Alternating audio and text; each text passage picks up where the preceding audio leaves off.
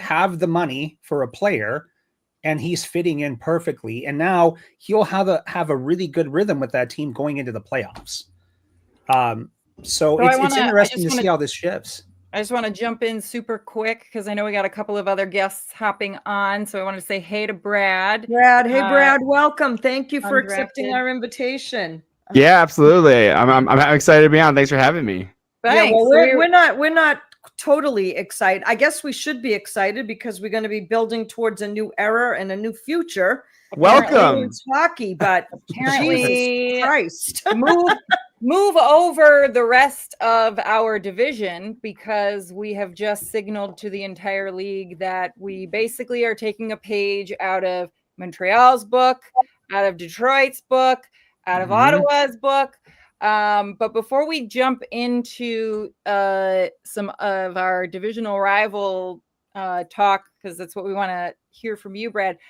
Mary Beth has been sitting here waiting patiently. I want to hear as a regular game attendee. I think you said recently you've gone to all your games, right? No, I still have. I've got one more. Not for a couple of weeks though. Not until April. All right. So we need to know, how big is the sign going to be that completely eviscerates Don Sweeney that you're going to be bringing to the Garden? Oh my God. This is really, and I know there was all this rumor and all this talk that this might actually happen. And I think most of us had in the back of our mind, maybe, but I really think we were all leaning towards probably not going to happen. Probably not going to happen. We hit 3:00, nothing. And it wasn't that Marchand's going here. There's talkies going here. There's talkies going there. There wasn't anything specific. So I think most of us kind of dismissed it as rumors, as clickbait, as all of these things. To hear that he went to Florida is, I think, the thing. If he had gone, let's say the Oilers or the Avalanche or the Stars or whatever. Yeah, if he'd gone west. We would have been sad. But somewhere out west, we would have been sad and said, oh, that's too bad, but okay. But this is adding insult to injury. Read the room, Don. Read the room. And then on the heels of that, to hear Carlo went to the Leafs, this is not what you do. And there's a whole commercial about don't date in the division. Right. No. But it used to be in the day that GMs were very hesitant about trading within division, especially goalies, come back to bite you in the ass. But in this instance, if these teams that you're trading these players to are valuing your players and they're giving you something of value in return, I think if we had heard after the fact that, okay, offers were made for this player and here's what was being offered and he didn't take it because he didn't want to trade him within the division, then I'd say, you know what, Donnie, you need to be fired. You need to be fired.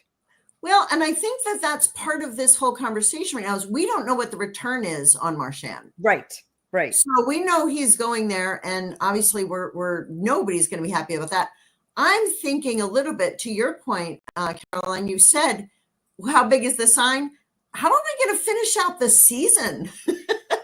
I mean, I get it that, you need to make hay when the sun shines. We get the money that we can. We get the picks that we can. We get what we can do. But whether we're making the playoffs or we're definitely not making the playoffs now, if there was any question and anybody thinking we were on the bubble, but we still do have to play the rest of the season. Those seats are going to be empty. There is going to be. They sure as hell are. The other night, and there was people leaving early, which doesn't happen a lot at Bruins games. And there was booing at the end of the game, which again doesn't happen a lot at Bruins games. We were already on the edge of riot.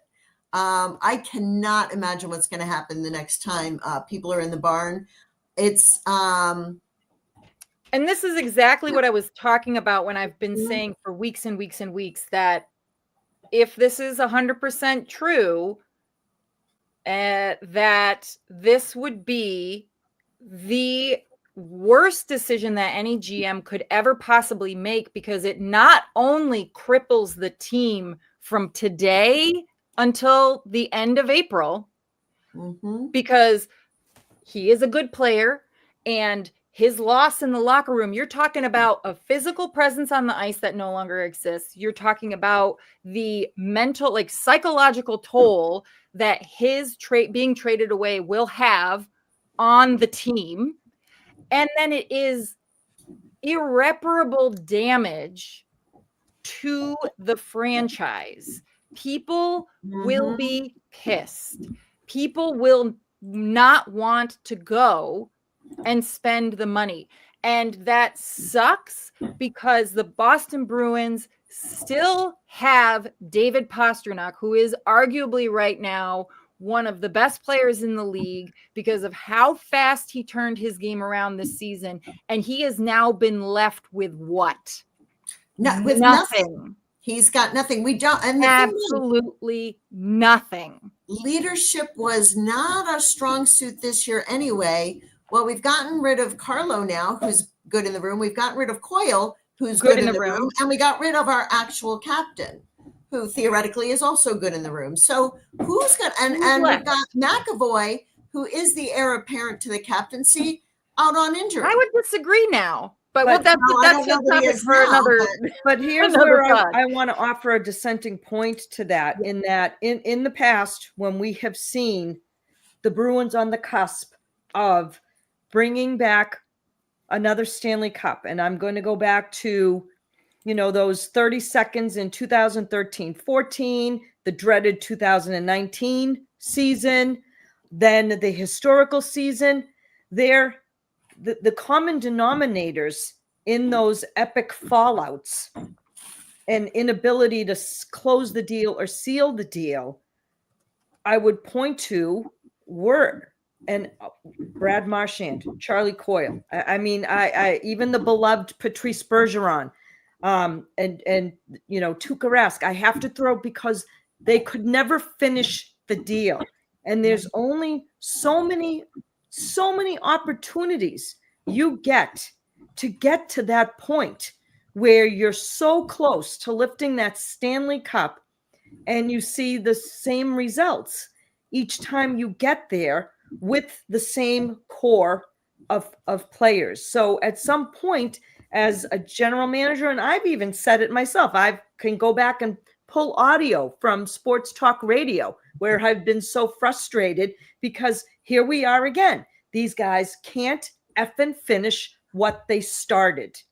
Yeah. And so sometimes you have to go in a different direction. Does it hurt us as fans because we seemingly become attached to these players? Yes, it does. But it's a results-oriented business. And if you're not getting the results, then at some point in time, you have to change your business model.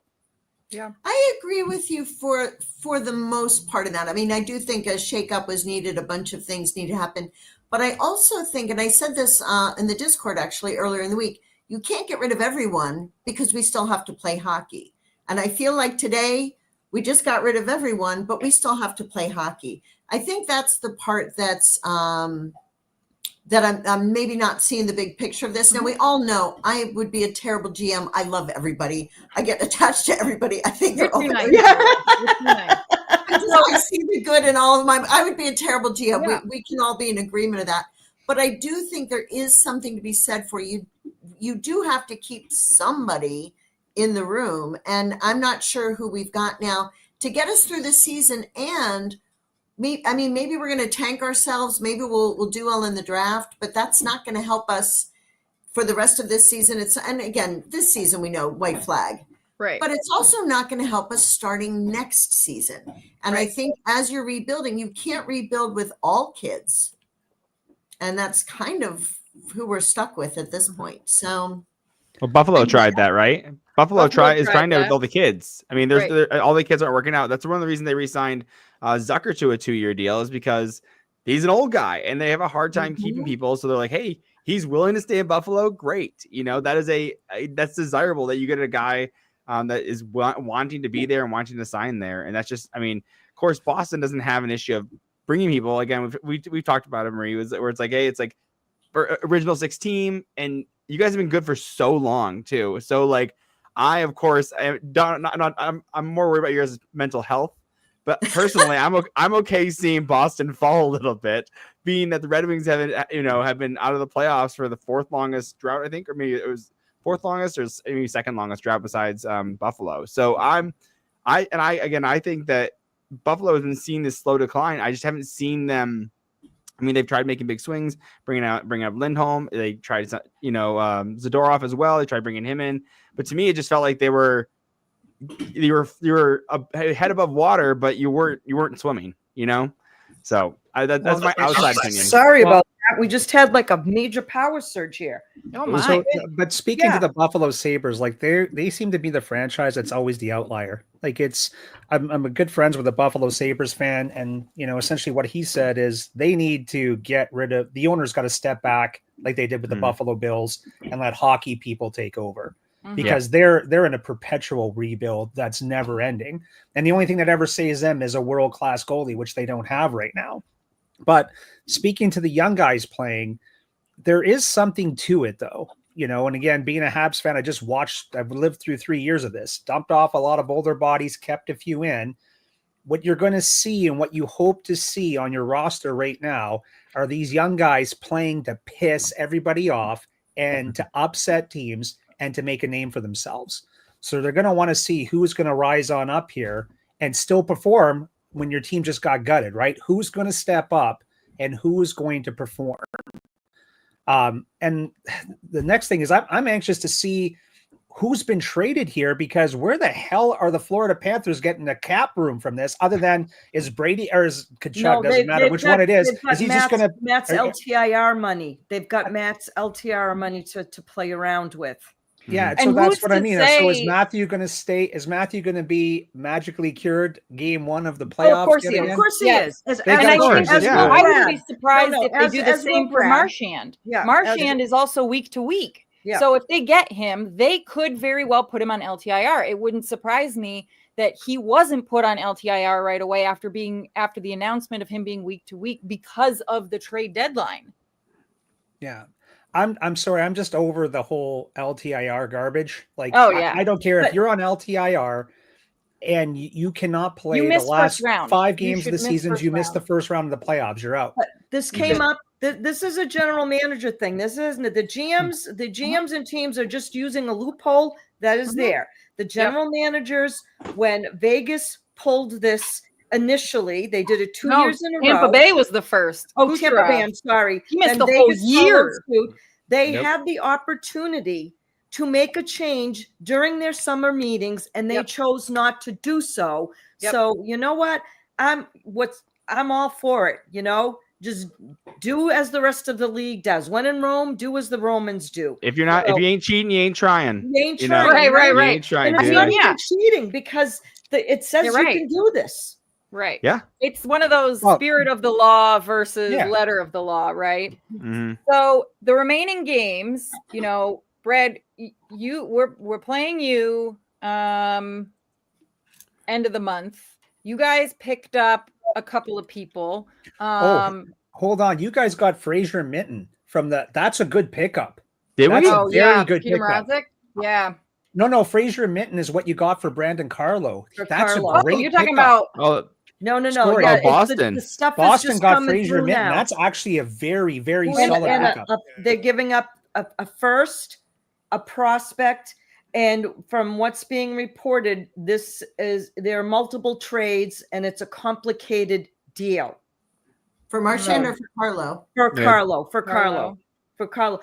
I don't see anything coming through yet for the return on Marchand, and I suspect it's because this must have just come in quickly. They're likely still doing, I'm guessing, administrative paperwork and wrapping things up before we find out what the actual return is for Brad Marchand. Yeah, I'm just saying though, so if I'm a Bruins fan, Minton is one of the players the Leafs were saying was sort of off the table. They didn't want to do it. Yeah. And I'm shocked. Like, that's a hell of a pickup for the Bruins. So there's some silver lining there. For Carlo? Yeah, it was a seller's market. Well, I'm jealous. Red Wings were in Very on much Carlo, so the Red Wings were in on Carlo, and it's Yeah. pretty lackluster by Steve Yzerman, to be honest. But honestly, the team has lost 4 in a row, so I'm very frustrated with them. I think they were going to get knocked out in the first round anyways. But Brandon Carlo is going to be a great pickup for the Leafs. Did he even have a year left on his contract, or when does he Two. just this? He had He's got a couple. 2? Oh Coyle man. had 1. Yeah. Yeah.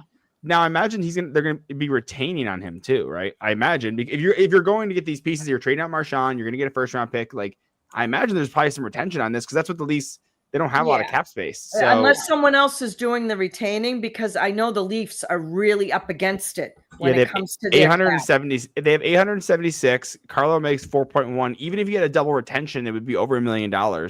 So you're moving someone off the roster then in the Leafs sense. I know there was talks about them wanting to move Domi, which I think maybe I don't know if that's he makes around I think $4 million as well. He makes 3.75. So that would make the math work out for them to take a one for one at least contract wise. Then adding the first round pick in Fraserman would actually work out well. So, and that kind of makes sense. The fact that you're getting Carlo for, again, this season plus 2 seasons after that. I mean, the first round pick is going to cover this season, next season. And that second year is going to be Fraserman is going to be covering that spot. So, I mean, that's a good pickup for you guys. A good way to start your retool, I imagine, is what Boston's going to call it, because that is not a retool. That is not a retool. I think they're going to try. Not a retool. They're going to spin it. This is a fire sale and a full rebuild. They're going to spin it. I'm telling you. Those of us who have been watching these games all season long and watching the season play out, I think most of us had been in agreement in our Discord group that, a retooling was needed. There was really no conversation about what is happening right now, which to me I equate as a fire sale. Yeah. I think a retool would be the Charlie Coyle trade, and or an aggressive retool would be Charlie Coyle and Brandon Carlo. But to get rid of your 3 remaining somewhat veteran leaders, that you've effectively cleared house of anyone who has any sort of connection to the culture and the background of what Zdeno Chara had started, 15 years ago. So this is the message. This is the message that I'm getting from Don Sweeney. Pasternak, McAvoy, Jeremy Swayman. That is our new core. That is our future. That is who we are going to be building around. That's just my take on all of this. And I think you're right on that. I mean, obviously that is what's happening, because that's literally the only people. You have nobody else left, right? but I think we all kind of knew that going in. But I think we were looking more for the retool. So again, you move out Coyle, maybe even Carlo, but that's a retooling, and you bring in some pieces that fit a little better now. This is a complete, throw a stick of dynamite in the pond and let the fish all pop out.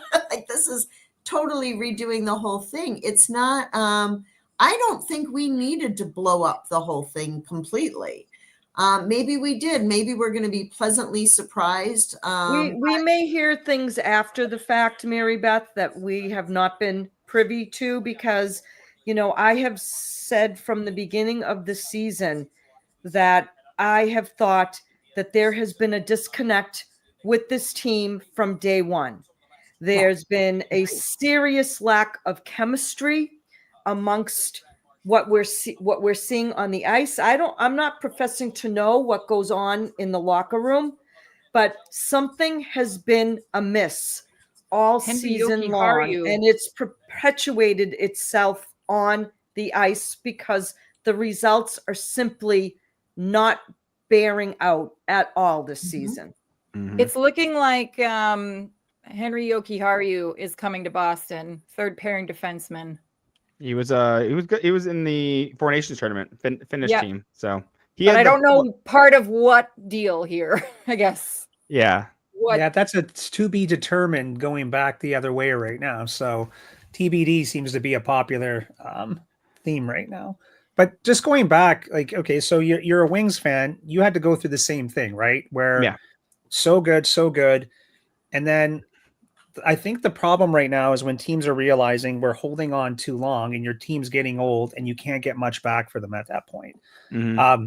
I think the most, like me on an outsider, your most devastating loss was McAvoy, with that ridiculous, ailment that he has right now. Totally preventable, but that's that downward slope, right? Where you start looking going, holy cow. And like, look, I'm an outsider, and I'm not talking down to Bruins fans by this at all, right? Marchand's at 36, and you just got a very young Fraser Minton in. And that's a guy that the Leafs, every Leafs fan I talked to and management was resisting trading that guy, and you just got him. Yep. So right now it's one of those things where you're going like, shoot, my team's blowing on up. But if you can see him get out on the ice and he has that spark and you can see that potential in there, it's going to make you feel better. Because again, I love Puckpedia. I'm looking at the rosters. They still haven't updated it yet. No. Right. But you had some older players on that team that you had to move away from. And just going back to the off season, right? When it took you so long to sign your starting goaltender, that doesn't set the tone for the season very well. It's just backs up against the wall, right? And it's not a great way to start that on out. But I'm loving watching some of these trades that are still pouring on in here because it's kind of funny. Shea Weber's been traded again, everybody. Big shocker. Oh my god. Yeah, to Chicago. I saw that. To you from Chicago to Utah. So he's still being shopped around. Yeah, there you go, dude. Crazy. So I think, and I'm gonna bring us home because there's a lot of still unknown. And there's going to be a lot more reporting, and I'm sure we're going to be having another update once the dust settles. I think I don't disagree with you, Steve.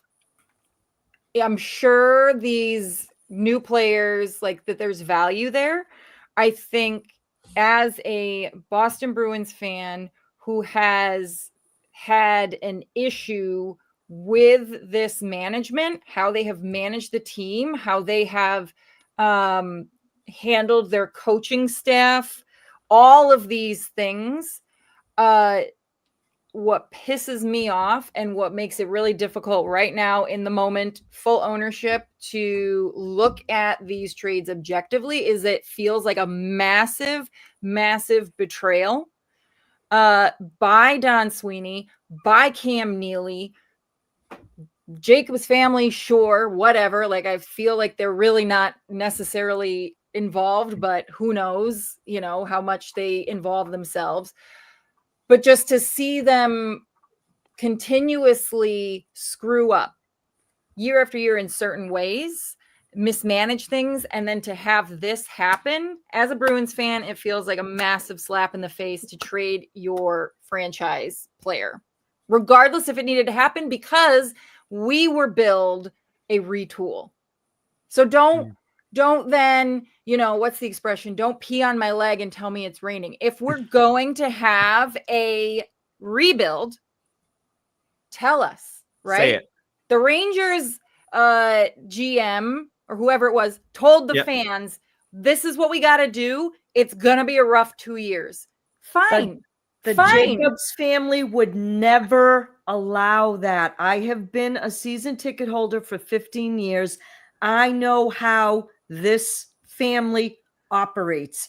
They would never in a million years allow anyone in their organization to say something of that nature if it would risk people not continuing to maintain and keep their season tickets.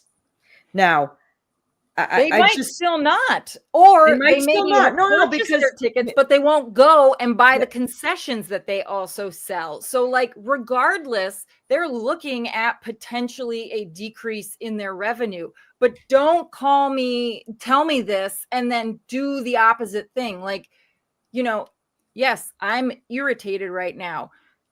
But tell me then, why should I next season spend $1,000 to go and take a day trip out to Boston to see this team when I'm disgusted at what this management has opted to do? Mm-hmm.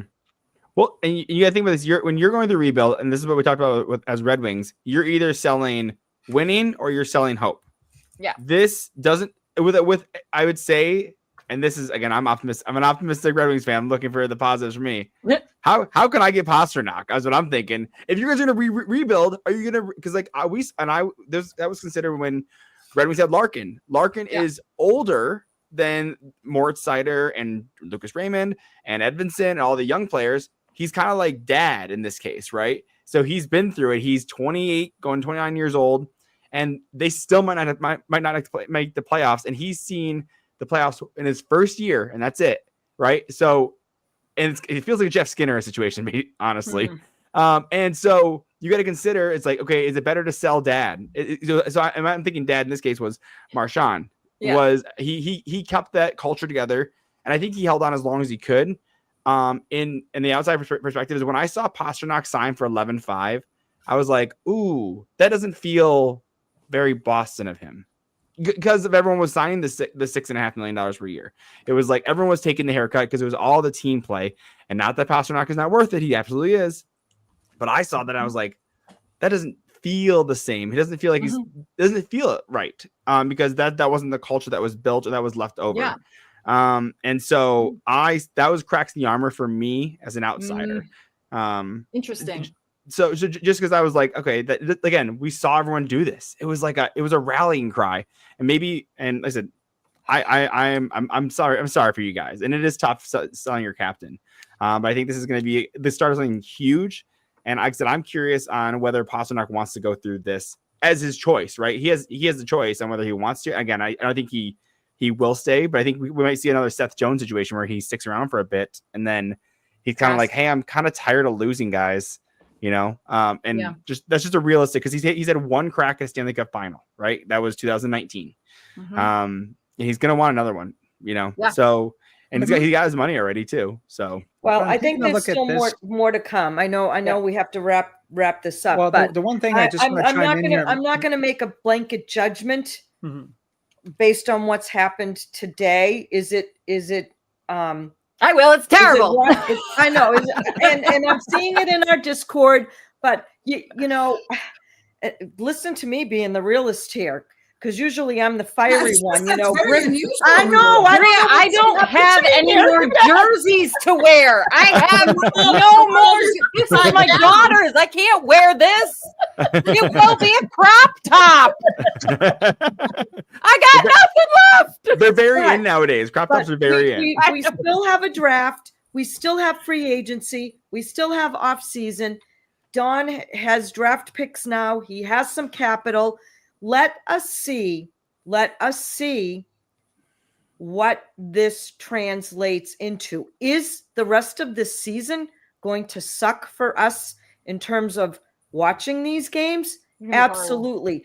But in all honesty, is maybe that suckiness degree is going to go up a little bit. But let's face it, this has been a very trying year to watch this team from the drop of the puck right up until now.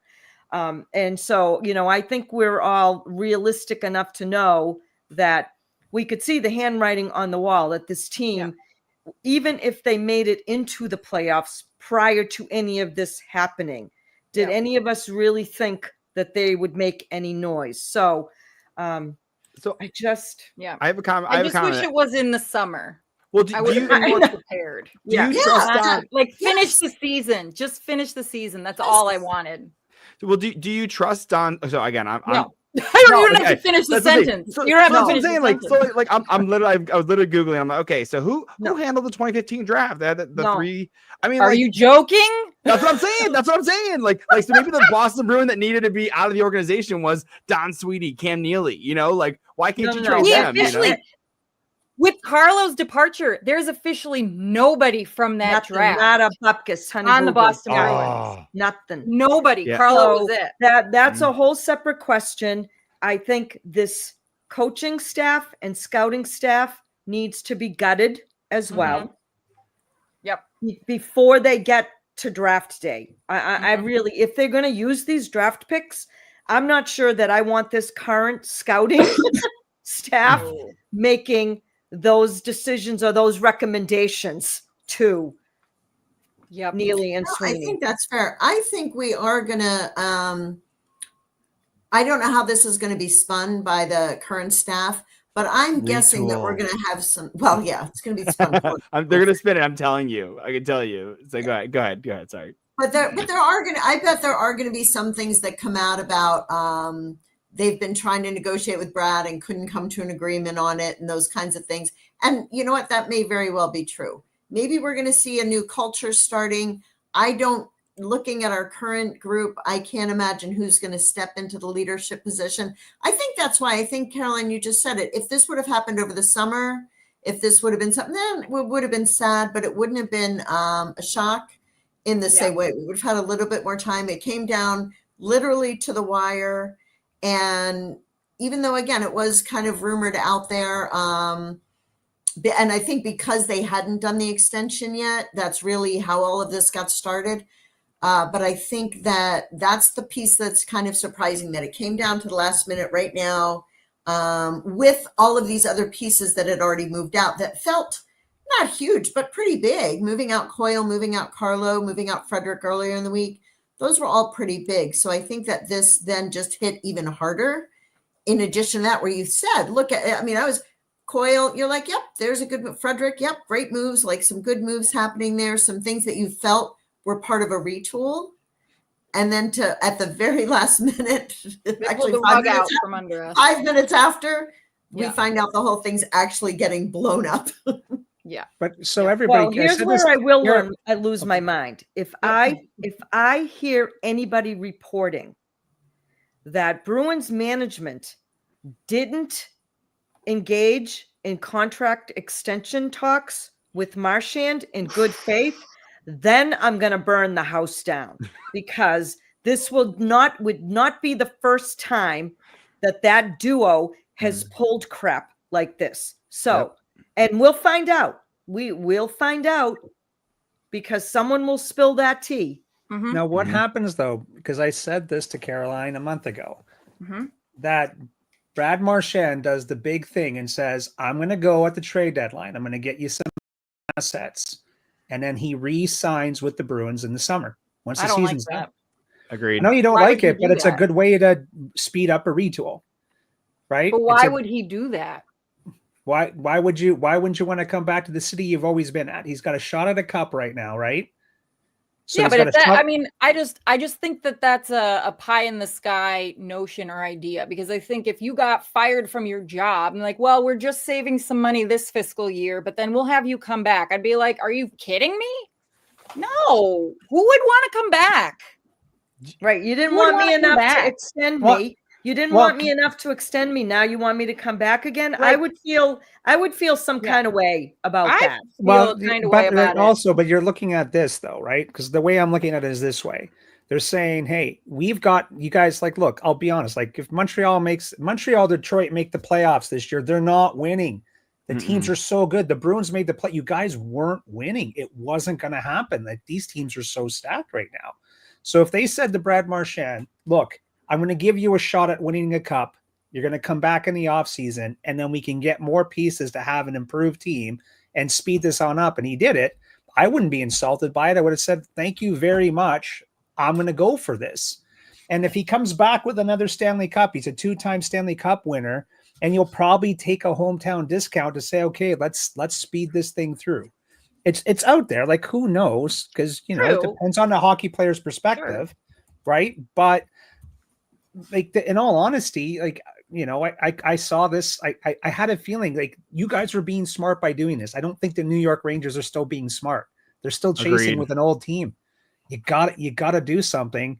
And I'm more excited. Like, I was the one that was excited going, Fraser Minton. You guys got Fraser Minton. You guys are like, F I don't know who the hell that is.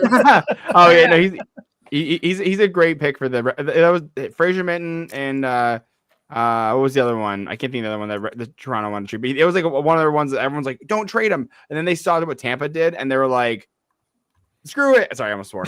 Screw it. Screw it. Get rid of everything. And I mean, they're starting to make big moves. I'm happy. I mean, I think you should be very happy with him. He'd be a good. I think he's a center, I believe, as well. Yeah, he's a center. So you're getting a good young center. Sorry to interrupt, guys, but Caroline has got to check out. So I'm going to let Maria Take us wrap home, this but I have to go to hockey you. practice. Yeah. There's going to be a lot of conversation there today. But continue amongst yourselves. Go Bees. I can't even join in there right now. I just can't. I'm sorry you have to see me living in this. I can't stand. I will say I'm jealous of Boston. I respect Boston. I respect your culture. I think you guys do a great job. You guys, I mean, I'm very envious of how you guys have built. Again, people love going to Boston, and then there's Boston players. Like, you guys have your toughness. You guys don't fail the punk test. Like, there is like a culture that I'm super jealous of that you guys build, and it's like it does look like there are remnants of that though, and that's where I'm starting. The hope is that that culture will continue to be perpetuated by Pastrnak and McAvoy, and whatever other players that management identifies that can help them with that culture.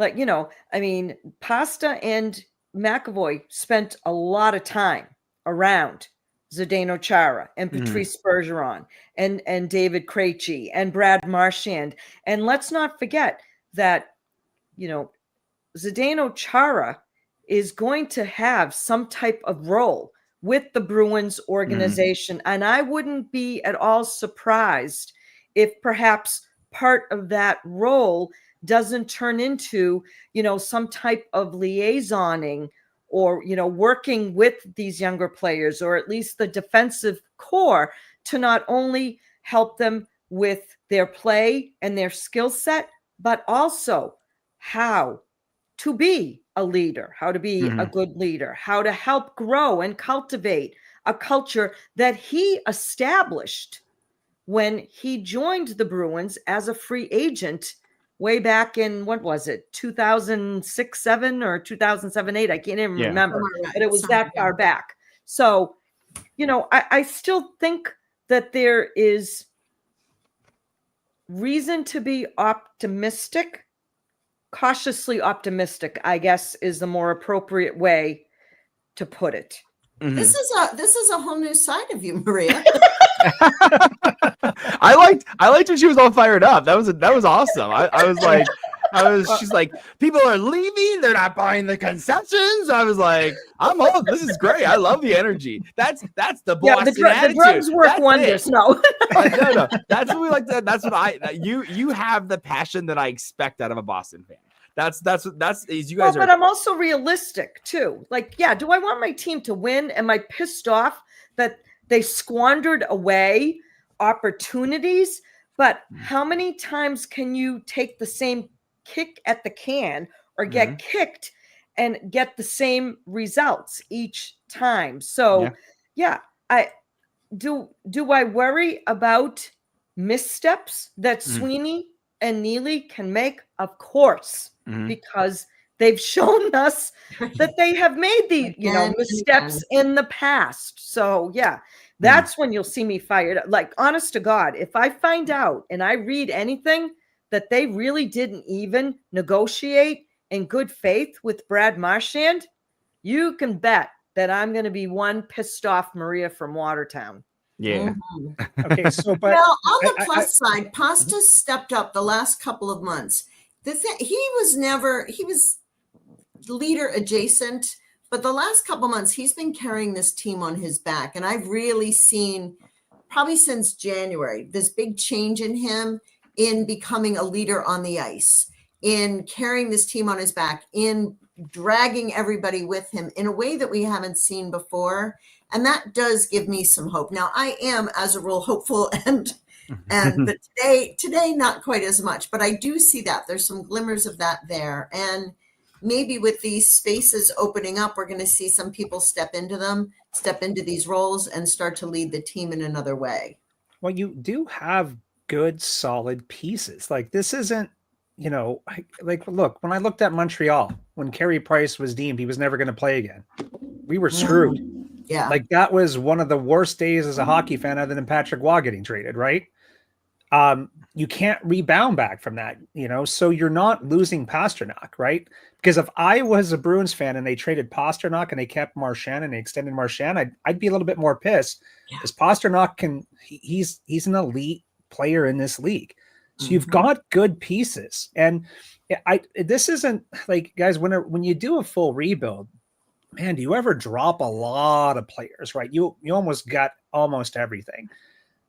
This is going to be a retool because I'm looking at your roster, looking at cap space now going, you still got 2 good goaltenders. You've got a hell of a defensive core, and you've got some good, you're going to have a good mix of, players that aren't even close to being past their prime. Like Pasternak's hitting his prime.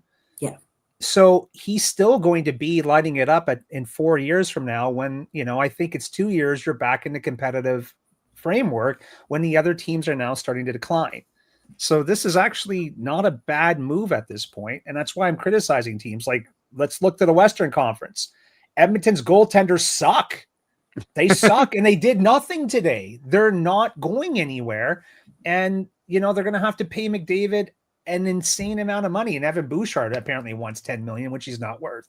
So at least you're not stuck in that over cap situation, right? You're in a good spot with good players. There's other teams that I'm looking at too going, oh gosh, they're done. Like I look at the New York Rangers. They got some good young talent, but they moved away from some of that this year. And I'm shaking my head at it. And the Tampa Bay Lightning, in my opinion, they've brought in some younger pieces, but some of their best pieces are getting on that age where they're going to start getting injuries. They had to go for it this year. So the East is locked down. Like I thought Washington was done last year, and I look like an idiot for saying that. Everybody does, just for the record. Yeah. I thought they were done, and they've had a resurgence. The East is going to be a terrible place in the playoffs for any team that was hanging on. Well, so it already is, right? I mean, it's this race is the most insane thing I've ever seen. I've never seen it coming to the trade deadline. No one's bad. Yeah, no one's bad. You've got 6 teams that could arguably still get into a wild card spot, and that's nuts. Yeah. So why did Boston bail? I'm telling you right now, when they saw McAvoy go down, they went, we're in trouble. Yeah. No, and it wasn't just, it was a culmination, right? It started with Lindholm. We were all hoping and expecting, and we're hearing that he was getting close to coming back. Right. And I think we were all cautiously optimistic and saying, okay, let's see what happens when we get Lindholm back. This is before McAvoy got hurt in the 4 Nations, right? And we have our full complement of defensive cores where we can just get our defensive pairings straight once and for all and consistently for the season. But then you get the Lindholm news, the McAvoy injury. Then you've got the Marchand injury. You've got virtually, you were getting nothing. Let's just face facts. You were getting nothing much from Charlie Coyle. You weren't getting anything from your third line. You had a fourth line that was the best line in hockey to start the season. But because you couldn't get other guys going, you're, moving guys from this line to that line and this line to that line. So, at some point you have to say to yourself, we're just not going to be able to get this done this year. Between the injuries and between a lack of production, which we could see coming from a mile away, because if David Pasternak and Morgan Geekie and Pavel Zacha weren't involved in scoring since the close of the 4 Nations tournament, this team would have likely been out of the playoffs a couple of weeks ago. Yep. So, like I said, guys, it's nuts. I've been there. You guys will survive, and you're surviving with good pieces, though. That's the thing is, again, the ones that are going, it always stings when you see that. Like, what's really going to depend on right now is who is coming back in this Marchand trade. Like, this TBD is driving me nuts because I want to see that, because then you could speak to it. Because let's just say, for some reason you ended up getting, oh gosh, what is his name? Sam Bennett back. I mean, pissed. What a Boston player, by the way. Like, what? Yeah, but that's what I mean. Like if you got a younger, gritty, he's a pain in the ass to play against, right? Mm-hmm. And if that was the piece coming back to Boston, I'm looking at that going, well, I'm okay with that. And then that again accelerates that rebuild. So part of it's pending on that right now. But again, I'm still losing my mind for you guys over Fraser Mitten. I didn't think that was going to happen. If you got Easton Cohen, I would have been like, well, okay. You know, he was kind of sucky at the World Juniors. I didn't love his game, but I would have been like, that's okay. But I'm really high on Mitten's game for you. So yeah, he's in WHL. He was a point per game. He played a couple of games in the A and the NHL. He's got a half point per game in the AHL. So I mean, I think that it's a great pickup for a second round pick too. I think he's going to be a great little center. Probably pans out as as probably like a good 3C. I think. I mean, maybe we just got rid of our 3C, so yeah. Well, yeah. The thing is, he's not. We got rid of our 2C as well, so he is 6'2" as well. So it's like he's not yeah. Like you have to laugh at this point. I don't know what the hell else you can do at this point. And we were struggling watching these games to begin with. This is going to be a real slog fest to finish out the season, but hopefully we'll have reason to be excited during the off season and for the season to come. Now I'm just scrolling through my phone, and this better not be it, but I'm seeing that for Marchand, the Bruins received a second, which will be a conditional first round pick. This can't be it. No, because if that's it, then it's malpractice on the part. Well, if that's it, I'm going back to what I had said earlier to you guys, that the plan is he's not re-signing. He's going to come back, and they did that just to get an asset. Because if that's all you're getting for Brad Marchand right now, then that means there's no long-term plan for him in Florida. So, and who else would he go play for? Right? I don't see him moving across to be with the Colorado Avalanche. I sure as shit don't see him playing for the Vegas Golden Knights. No, not a chance, right? No, so that rumor was going around earlier. That was going, and I thought, isn't that weird? He's part of what got Bruce Cassidy fired to begin with. So he's not going to Vegas. That is for sure. But that's just that's what I'm saying. So if that's what it is, then that's what I think's happening. He's going to be a true rental, and he's coming back to your squad, and then he's coming back to your squad, adding a pick, to it, and again, you've got a young center that's going to be joining on in, and you would legitimately in the offseason, if you can, shift a few of your pieces, you could be competitive again as early as the start of next season. So it's just now you have again, trying to stay positive because you have a tough schedule again, coming on up when you drop some players, but this is where you really want to see who is going to fight and who's going to push through on this. And I would love to watch Boston now be the spoilers for a bunch of other teams knocking them out of a playoff spot.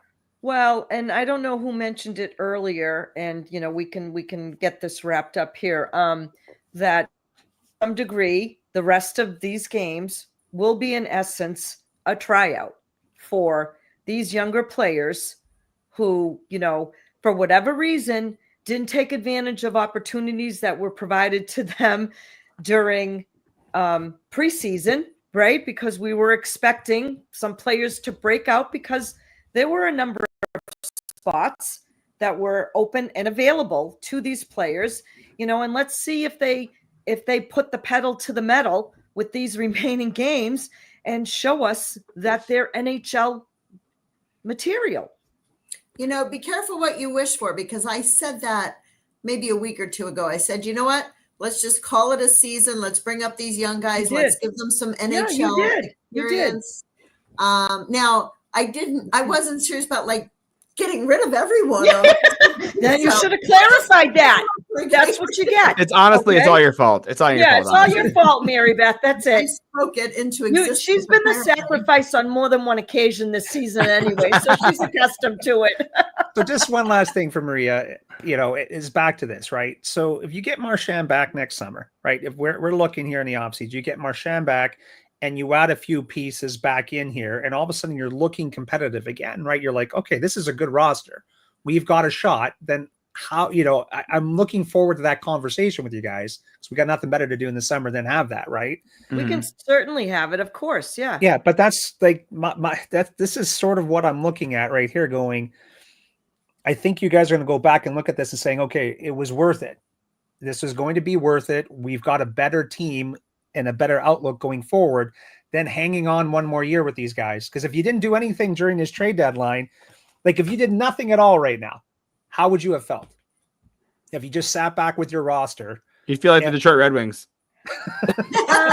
I would be aggravated because I expected some retooling. I did expect like either a Charlie Coyle or a Morgan Geekie to be potentially moved off this roster.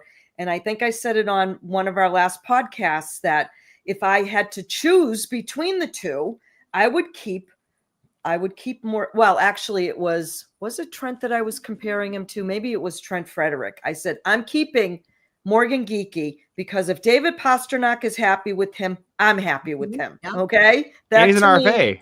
Yeah. So go ahead. Finish. I interrupted.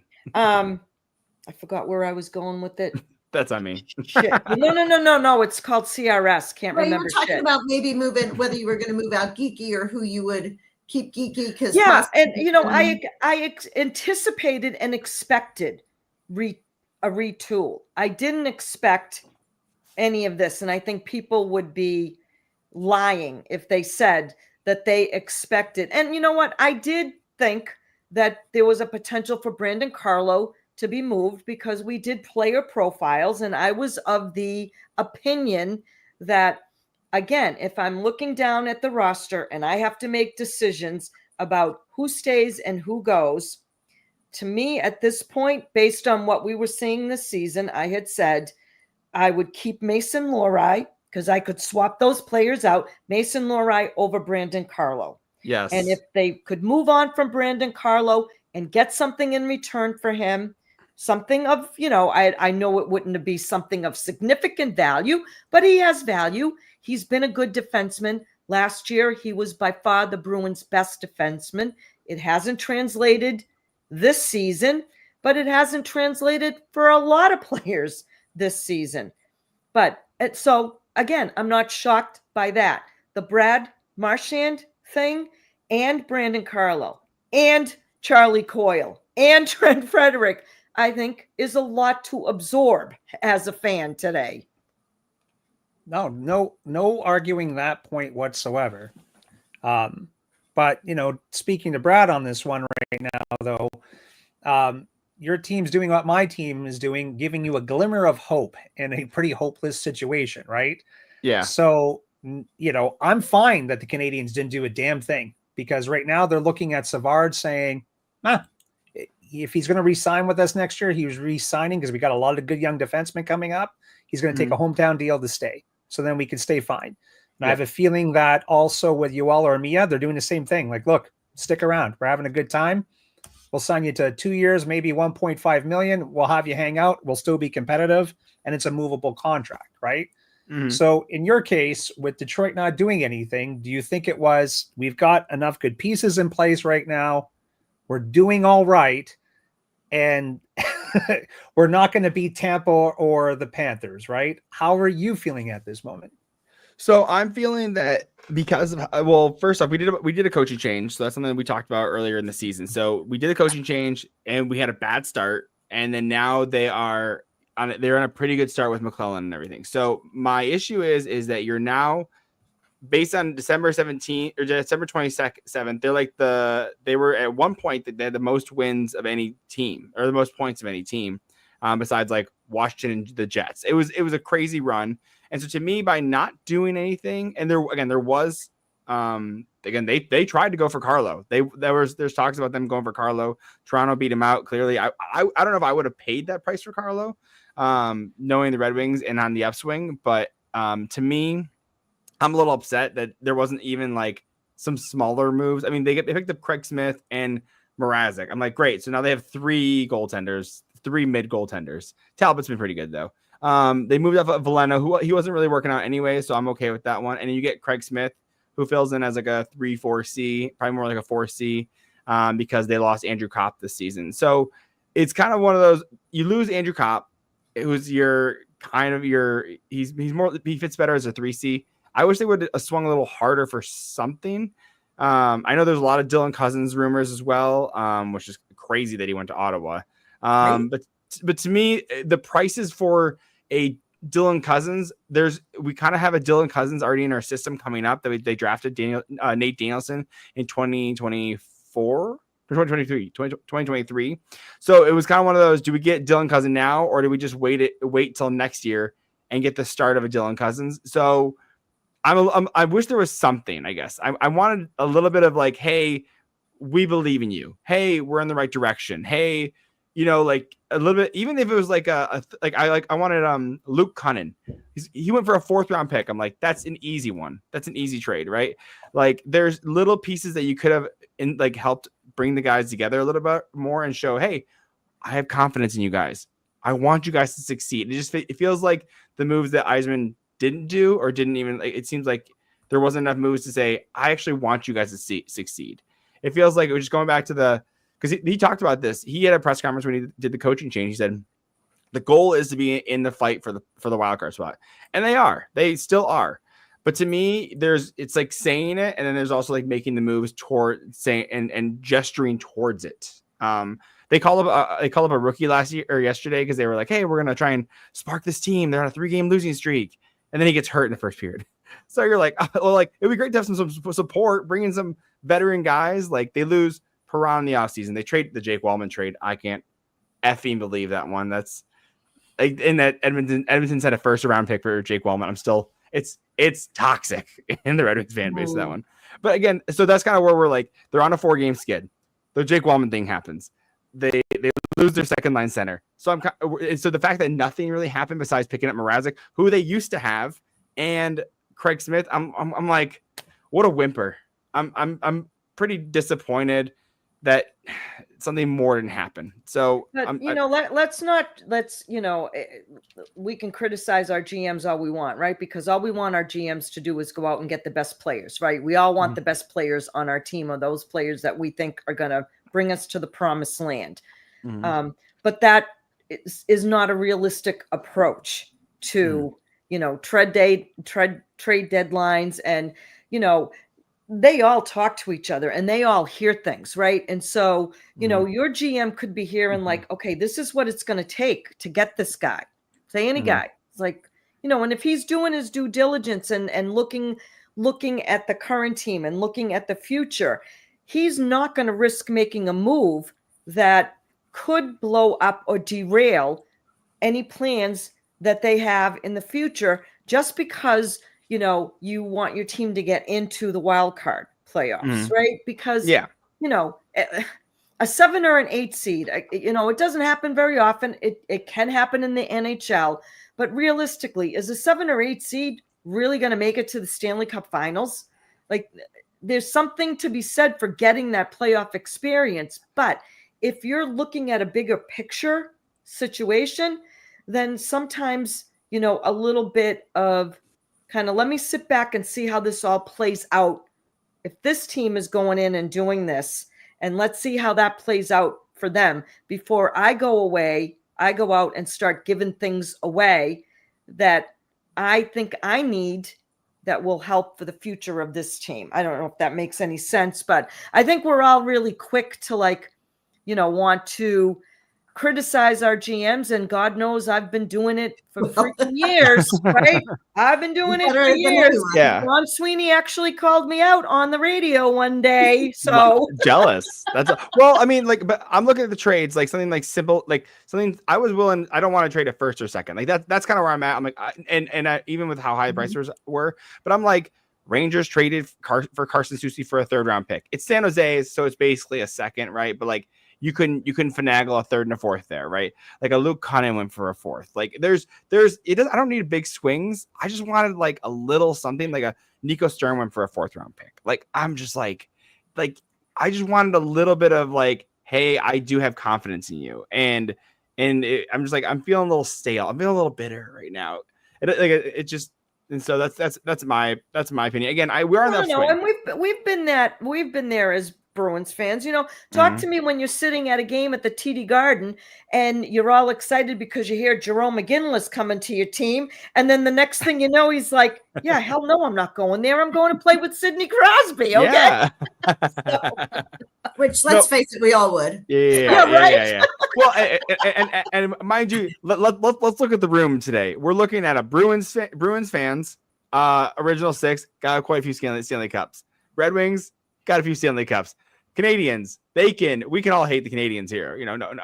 But no, they have a phenomenal, but we're all up, and we're going in different directions, right? Canadians and Red Wings are on the up, which is nice. It's exciting. And Bruins are kind of they're starting to start their, I believe they're going to spin as a rebuild. Retool. I think it's going to be spun as a retool, and they're going to say, no, we're going to take the first round picks.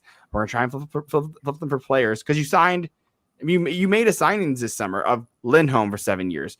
Zadorov was it 5 or 6 years, right? Like, so you have McAvoy on a long contract. Big signings. You have McAvoy on a long contract. You have Lindholm on the other Lindholm on a long contract, right? You have David Pastrnak. So there's a lot. There are still good top pieces here. Your forward core is. I mean, you picked up Casey Middlestad, which is a piece, right? He's probably your new second line center. He's a piece. He's I don't know. Is it him or Lindholm as your second line center? I don't know. That was a lateral move at best, but yeah, right. Well, yeah. So that's where I'm kind of like, okay, there's still some good pieces here. I think you can kind of Rangers it and retool. You better not get a first overall pick. I will be furious if you guys do, like the Rangers did. But again, I think there's a lot of good pieces you have. I mean, I'm not mad. I think it's going to be tough next year for sure. But I think you can trade these first round picks for players, and there's absolutely. I think next year will be tough, but I think in this case, we're going to be ready for it. We've been expecting it since Bergeron retired, and it hadn't happened until this year. This year, we could argue that maybe it should have started sooner, but then they had that historical run. We've been doing, I mean, we've just been having these years. What I'm going to be interested to see for all three of our teams, for us, this was a different kind of trade deadline. The last couple years, we've been putting in pieces to get into the playoffs. We had delusions of cup contending and all of these things. Right. We've been sellers in a really long time. It's been a decade. It has been a decade. So I think that this is different, but I think looking at the Red Wings, looking at the Canadians, looking at the Bruins, I'm going to be interested to see what happens, because it was such a seller's market today for the trade deadline. What's going to happen in the off season? How's that going to translate to how many of these pieces are going to stick? How many of these people are going to end up signing contracts, extending contracts? And how are things going to move around in the off season based on this, unquestionably huge seller's market in this trade deadline? This was the biggest seller's market I can remember in the last several years by a long shot. And there were some big, obviously, I think the Marchand is the one that everybody's going to talk about. But there were some fairly significant pieces put in places. You might say Trent Frederick from us, not a huge trade, but he is just what the Oilers need. They needed that mid guy to balance out their top talent. There was trades like that happen, and moves like that happen, that are filling in some significant places for other teams that I'm going to be interested to see how it all plays out over the summer. So, and you're right, because there was a lot of movement, and you can't keep all these people. There's going to be a lot of big free agent things, and teams are going to have to shed salary cap. It's going up, reportedly. I don't know if it's 3 to 5 million again this year, but it's not enough to keep all of these players. So the teams that sat back really realized they didn't have a shot this year a realistic shot to go deep. So why go deep this year when next year you can have an improved roster and possibly have a better shot when these other teams won't be as good? There's no way Marchand's re-signing with the Panthers unless they get rid of a big piece, right? That means he was going there. So Well, so I imagine the conditions on that first round pick. Don't underestimate the influence that Sean Thornton could have over that, because Brad Marchand was a part of that 2011 Stanley Cup team that Sean Thornton was on as well. And so without Sean Thornton and that fourth line and that toughness, I would argue that the Bruins would have had a difficult time beating the Vancouver Canucks. And I think there's still, there's still a lot of respect there. And I'm wondering if, that might not come into play. Just a little aside. Yeah, it's just cap space. Like, who are you going to give up, right? It's who do you see as your future on your team? And like I said, if their big offseason piece is going to be signing Sam Bennett. That's going to be a big thing for Florida. Do they really want to let him go? Right. And if they let him go, then Marchand could be the next person that signs there. Right.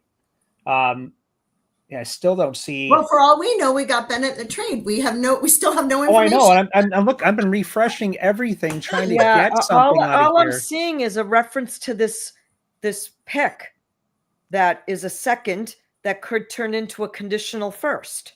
Well, so to me, I bet you it's something similar we saw with Carolina with with the second round pick to Pittsburgh for Gensel. It was like, hey, they have to make the conference finals or they have to make the Stanley Cup finals. I mean, if you don't think Florida has a good chance of going to the Stanley Cup finals, if that's the condition, I mean, that's pretty good odds. I mean, I'll be honest. I think Florida is going to be being the one that comes out of this. I think Washington's doing really good, but I think they're the real only other competition. I mean, Tampa looks good, like really good, but Florida is just something special about them. Especially if they can get Matthew Tkachuk back, and then the Seth Jones move as well. Like, there's a lot of good moves. I mean, I still have Florida taking it in the. I have Florida in the East, and I have Dallas in the West. In my opinion, I think that's where those two teams are going to be. So I think that's kind of where I have. I think you have a good opportunity of this becoming a first round pick again if the conditions are a Stanley Cup Finals or Stanley Cup Conference or the Eastern Conference Finals. So I'm actually, after the moves from this week, I think Colorado's stock went up this week. Yeah, I agree with you. And I think I was kind of leaning towards the Caps, but I don't know, a couple of moves that have happened over this last week, maybe they didn't really make that any changes. So I don't know, but I think Colorado's stock went way up. I actually think the Oilers stock went up this week too. So yeah, I agree though, Brad. I think Florida is. It's just the goaltending for the Oilers that, like, we've watched Stuart Skinner do well and then just horrendous, and they do not have a backup. Like, I just don't get it. Detroit legend Calvin Pickard, man. How do you not bank on that? I mean, Griffin legend. This guy is a sealed deal. I mean, come on. But no, I'm there. They did a swap for Kakinen and Drieger with the Jets, and I was like, cool. Like, but again, that's what you rely on Bob for all that. Honestly, if they lose Bob, like, you're kind of, it's the same thing. The Lightning are running the same thing. Dallas is running the same thing where they have a guy as their backup, right? It's not a 1A, 1B for sure, right? Unlike, when you guys had Allmark Swayman, which was definitely a 1A, 1B. And so to me, I just see, again, they're kind of banking on that one goaltender who's putting up 60 to 65 games a year, Hellebuck as well, so I don't know. I think, again, I'm excited for your Boston trade deadline. I think it's going to be huge. I think it's going to be a ton of fun. I think Steve's right. We're going to see a ton of signings from Montreal of re-signing Armia. I mean, they might bring Savard back for another year, sign him to a year or two contract, and then flip him next year, right? Like, that could be something as well. I was surprised Red Wings didn't trade Alex Lyon. He had some good numbers that were pretty similar to Talbot at the start. And I'm surprised that someone didn't even try to pick him up for, like I said, like a third, fourth round pick, something easy, which again, that's another one where I'm like, it's right there. Like, it's an easy one. You picked up Mrazek. It's like, you picked up a third goalie. I'm like, you could have traded something else, so that's my frustrations. So anyway. Well, I will tell you, Steve and Brad, you've made me feel a little bit better about this day. This has been very therapeutic and good conversation for us on a day where we like, I think we're still kind of in a state of shock in order to like process all of this. Like, maybe when I wake up tomorrow morning, I might be like, cracking a hockey stick over my knee in two, but well, I can see where your shock is. 2 years ago, you were on the cusp of making it to the Cup Finals. You were there. And then last year's playoffs, to be honest, like it's nice when you don't have a team in the playoffs because you can sit back and enjoy it. There's no stress. Like I've been watching the playoffs now for 4 years, kind of relaxed. And last year you guys just didn't have it. Like it just the gelling wasn't there, right? So to me, and when I looked at that, I went, okay, they've really got to do a lot more in the off season to really push up and be competitive. But like I said, you're in a great position going forward. You're going to have cap space to make a good run at this. And, like when you look back next year, you've already got Swayman locked up. So all that BS history is gone. And now you just have to add your pieces. I think you're in a great spot. The team that I would not want to be sitting in right now is the Toronto Maple Leafs, because you've now got to re-sign another guy that's demanding a lot of money. And they're going to be another version of the Edmonton Oilers here soon. Two guys, because they're looking to bring Tavares back for I think it was either $6 or $7 million for 3 years, which is that's expensive, right? And then you're also looking, because then they have Scott Laughton. I'm like, okay, so who's your 2C? Is it Tavares or is it Scott Laughton? I think Scott Laughton's a great 3C. And then Marner he'll probably either he's probably gonna want 15-16 million for 8 years, or he comes back at a $13 million for 3-4 years, kind of similar to what Matthews does. So I think Toronto's in a tough spot, but again, they could have the same revelation that the Bruins, you guys as Bruins fans are having, where it's well, if we let both of them go, it sucks. But then they have 18 million, where they all have $22 million in cap space. So that could be, I guess they can't sign Rantanen now, so never mind. Never mind. Yeah, I also feel bad for the Toronto. Actually, no, I don't feel bad for Toronto Maple Leafs fans. I apologize. I forgot my audience. Yeah, no. Brandon Carlo's dead to me now that he's pulled that Leafs jersey on over his head. But can you imagine how he's feeling though, right? Because I've seen those trades happen before, like Thomas Plekanec going over to the Toronto Maple Leafs, and I went, oh God. Yeah. Just watching him do that, it feels wrong, right? So but still, I'd still having a hard time processing Brad Marchand putting on a Florida Panthers jersey. It's going to be tough to see. You always feel there's players that it's tough to see them put on another sweater, but there's some that just hurt. And this is going to be one of those. Bobby Orr in a Chicago Blackhawks jersey should have never all that is right in the hockey world should have never happened. And I said it the other day, I would go and find Alan Eagleson's grave and stomp on it for what he did to Robert Gordon Orr. I love that energy. I second that for what he did to embezzling money out of Team Canada too. So hey, we'll make both me and you'll head on over there. We'll stomp, we'll pee, we'll poop, we'll do whatever we need to do. He was such a greedy mofo, and he never even told Orr that the Bruins had offered him an ownership interest in the organization. That's the Ross deal. I mean, that alone is crazy. I think about that with also John Klingberg, who got offered a $7 million deal, and now look at him getting 1-year deals and making $1.5 million. I'm like, that guy missed out on almost $50 million because his agent told him to say no to a 7x7. And I'm like, just bad advice from bad people. Well, I don't know if they're bad people. Not great advice. I think the agent, Bobby Orr's guy, he's a bad person. I guess let's piss on his grave. I'm down. Let's go. I'll sign the petition. All right, folks. I too need to actually get back to my day job because my Teams chat is blowing up here. So I'm trying to multitask while I'm talking about hockey. But we should all reconvene at some point during the off season when we see what each of our teams does or doesn't do, either with these draft picks or, other hockey trades that could potentially happen in the off season, and maybe commiserate together. Hopefully it won't be misery together. Fair. Well, Maria, where can we find you on social medias? So I am on X. My handle is on the screen there. I'm at Maria of H2O Town. We also have a show account at Bruins Tape to Tape on X, so you can hit us up on either accounts. Mm-hmm. And then Steve and Mary Beth. You can find me everywhere at MB Skis. I just followed you actually. I followed you on Twitter. So yeah, Yes. check out. So yeah, Brad, I'll shoot you. I see your handle. I'll shoot you all my different handles. We recently pulled away from the Hockey Podcast Network, so when I'm getting my podcast running, back up off the ground, trying to get more players to be talking about the game because I love talking with tendies. We're a strange bunch. I was a lacrosse goalie, if it makes you feel any better. So I got a little. I mean, that's, well, it's still crazy because that thing it's around hockey.